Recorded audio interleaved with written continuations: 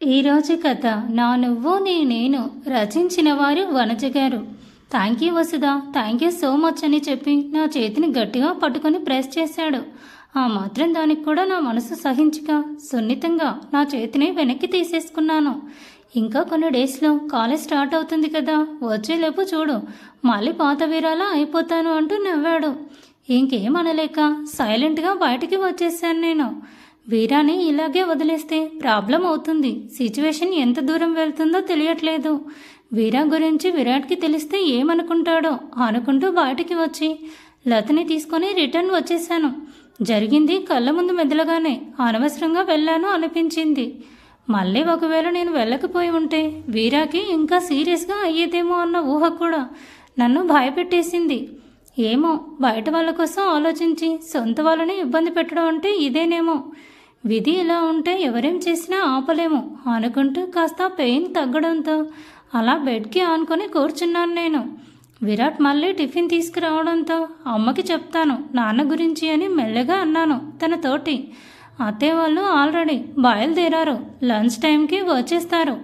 ఆలోపు మావయ్య డీఛార్జ్ కూడా అయిపోతాడు. నువ్వు అనవసరంగా నేను ఈ చిన్ని బ్రెయిన్ని అరగదీసేయకు, తర్వాత నాకు చాలా కష్టం అవుతుంది లైఫ్ లాంగ్ అని విరాట్ అంటూ ఉంటే చిరుకోపంగా చూస్తూ పెదవులు ఒకవైపుకు సాగదీశాను. చూద్దాంలే అన్నట్టు. లంచ్ టైంకి అంతా నాన్నని డిశ్చార్జ్ చేసి మా ఇంటికి కాకుండా తన ఇంటికి తీసుకువెళ్ళాడు విరాట్. డాక్టర్ అయితే మొత్తం చెక్ చేసి ఇంకేం ప్రాబ్లం లేదు, బట్ ఆయన ఎక్కువగా అరిచి టెన్షన్ పడకూడదు, హార్ట్కి షాకింగ్ న్యూస్లో స్ట్రెస్ పెంచే వార్తలు తీసుకోకూడదు, అలా చూస్తే మెడిసిన్స్తో క్యూర్ చేయొచ్చు, స్టంట్స్ వేయాల్సిన అవసరం లేదు అని క్లియర్గా చెప్పి డిశ్చార్జ్ చేసేశాడు డాక్టర్. నాకు నేనే ప్రామిస్ చేసుకున్నాను, ఈసారి నుండి అసలు నా వైపు నుండి మా రఘుకి ఎటువంటి టెన్షన్ ఉండకూడదు అనేసి. మెడిసిన్స్ ఇంకా నాన్నకి కావాల్సిన థింగ్స్ని తీసుకొని విరాట్ ఇంటికి స్టార్ట్ అయ్యాము. రఘు ఏం మాట్లాడలేదు. మేబీ మెడిసిన్ మొత్తం అలాగే ఉన్నట్టుంది అని నేను అనుకుంటున్నాను. కానీ నేను చేసిన మిస్టేక్కి మా నాన్న నా మీద కోపంగా ఉన్నాడు అనిపించింది నాకు. విరాట్ రూమ్లోకి తీసుకెళ్తుంటే వద్దు బాబు, నిన్నటి నుండి ఆ రూమ్లోనే ఉండి నాకు ఎలాగా ఉంది, కాసేపు ఇక్కడ కూర్చుంటానని చెప్పి సోఫాలోనే కూర్చుండిపోయాడు. నాన్నతో మాట్లాడడానికి కూడా నాకు ధైర్యం సరిపోవడం లేదు. అట్లీస్ట్ పలకరిద్దామన్నా కూడా మా నాన్న అయినా కూడా ఎందుకో చాలా భయం వేసింది. భయం అంటే ముందు గిల్టీ ఫీలింగ్, నా మీద నాకే కోపం అసహ్యం వచ్చాయి. అంతలో విరాట్ మిల్క్ వేడి చేసి తీసుకురా అని చిన్నగా చెప్పడంతో కిచెన్లోకి వెళ్ళాను నేను. వాళ్ళ ఇంట్లో ఒక మెయిడ్ ఉంది కాబట్టి నాకు కొంచెం ఈజీ అయింది. 2 బ్రెడ్ స్లైసెస్ తీసుకొని ఆమెతో మిల్క్ బాయిల్ చేయించుకొని నాన్నకి తీసుకువెళ్ళాను. నేను అలా తీసుకెళ్ళానో లేదో అంతలో Vimala aunty, Varma uncle, Bhaskar uncle, Yamini aunty, మా సునీత అందరూ వచ్చేసారు. వాళ్ళకి నాన్నను అక్కడ చూసేసరికి షాక్ తగిలిందో ఏమో, అందరూ గుమ్మం నుంచి నాన్ననే చూశారు. అమ్మ అయితే ఫాస్ట్గా నాన్న దగ్గరికి వచ్చేసి ఏమైందండి అని అంటూ నా వైపు చూసింది. బేసిక్గా నేను చేసిన తప్పులో ఇంకొకరు చెప్పాల్సిన అవసరం లేదు. గుమ్మడికాయల దొంగ ఎవరు అంటే నేనే అనే భుజాలు తడుపుకునే టైప్ కాబట్టి మా అమ్మ ఏమైంది అన్నట్టు నా వైపు చూస్తే నా వల్లే మా డాడీకి ఏదో జరిగిందన్నట్టు నేను తలదించేసుకున్నాను. అందరూ రఘుని చుట్టుముట్టేశారు ఏమైంది అనేసి.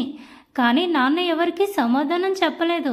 ఇక తప్పక అందరి చూపు విరాట్ మీద పడేసరికి విమల అంటే అడిగింది, విరాట్ అన్నయ్య ఎందుకు ఇక్కడున్నాడు అని. మా విరాట్ ఏం చెప్తాడా అని చూస్తూ అతనికంటే ముందు నా తప్పుని ఒప్పేసుకుందామని నేను చెప్తుంటే నా చేయి పట్టుకుని ఆపేశాడు, కళ్ళతోనే చెప్పొద్దు అన్నట్టు సైగ చేసి. మమ్మీ అంకుల్కి కొంచెం హెల్త్ అప్సెట్ అయింది, అందుకే తీసుకొచ్చేసాను అని చెప్పాడు. సునీత అయితే రఘుని డౌట్గా చూస్తూ నాన్న ఫేస్ని పరిశీలిస్తూ దగ్గరగా ఉంది.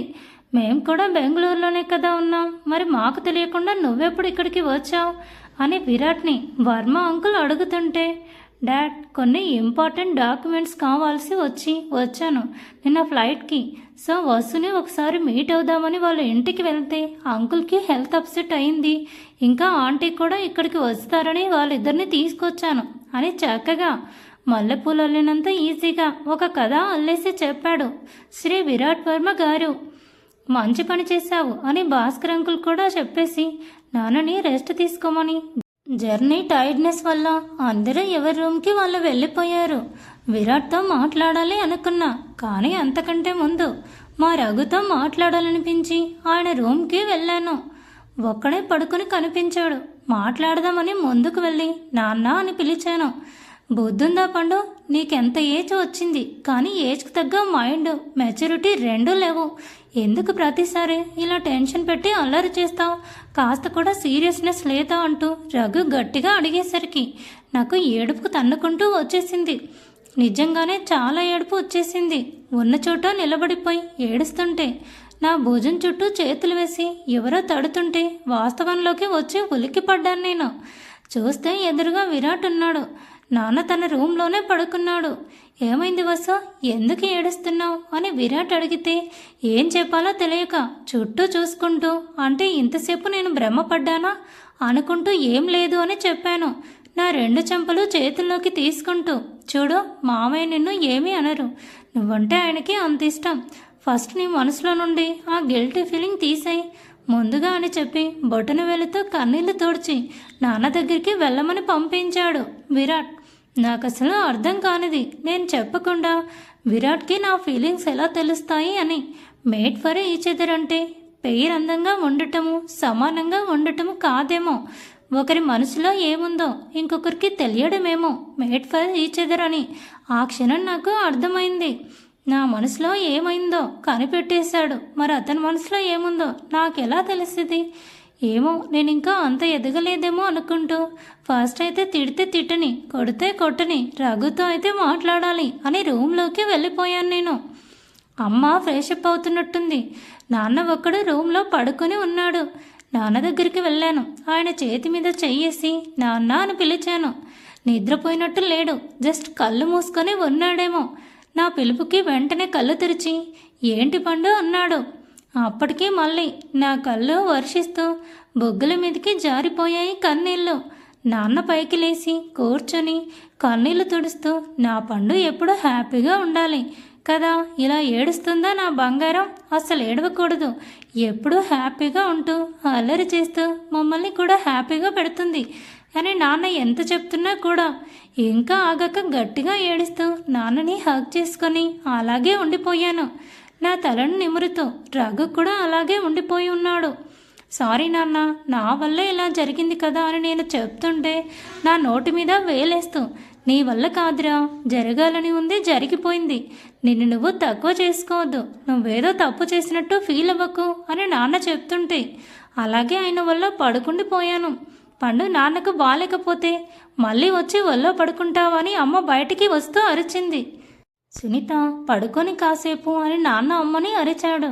సరిపోయింది, తండ్రి కూతుళ్ళకి ఇలా. అసలు నా డౌట్ ఇదే ఏదో చేసి ఉంటుంది, అందుకే మీకు హెల్త్ అప్సెట్ అయింది, ఏమైనా వండిందా అని నా వంక చూస్తూ అంది సునీత. అమ్మ నా వంటకాన్ని శంకిస్తూ మాట్లాడింది. అదేం లేదులే, నువ్వు ఊరికే అరచొద్దు అని కాస్త కోపంగా అన్నాడు రఘు. మీ తండ్రి కూతుర్లు ఎవరు చెప్పినా మారరుగా అని చెప్పి అమ్మ కిందికి వెళ్ళిపోయింది.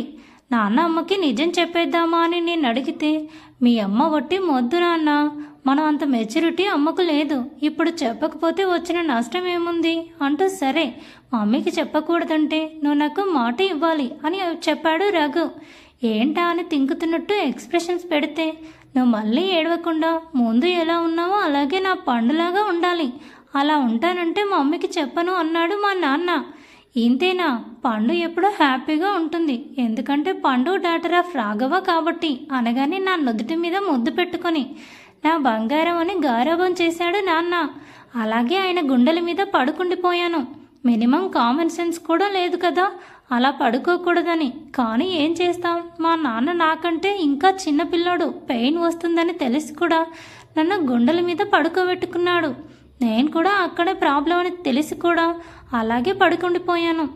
After lunch at the time of snacks మళ్ళీ అందరూ హాల్లో సమావేశం అయ్యారు. ఒక 10 నిమిషాలు సాత్వి వదిన ప్రశాంత్ అన్నయ్య గురించి మాట్లాడుకుంటూ ఆ టాపిక్ నా దగ్గరికి వచ్చి ఆగింది. రఘు అని కాస్త సీరియస్గా పిలిచాడు వర్మ అంకుల్. ఏమైందో అంటూ సమోసా తింటున్న నేను కూడా అంకుల్ వైపే చూశాను. అప్పుడే విమల ఆంటీ కూడా వచ్చి ఆ అంకుల్ పక్కన కూర్చుంటూ, అన్నయ్య మేము మీతో మాట్లాడాలి అని చెప్పింది. సునీతకి ఈ మ్యాటర్ ముందే తెలిసేమో, సైలెంట్గా నాన్న పక్కన సెటిల్ అయిపోయింది.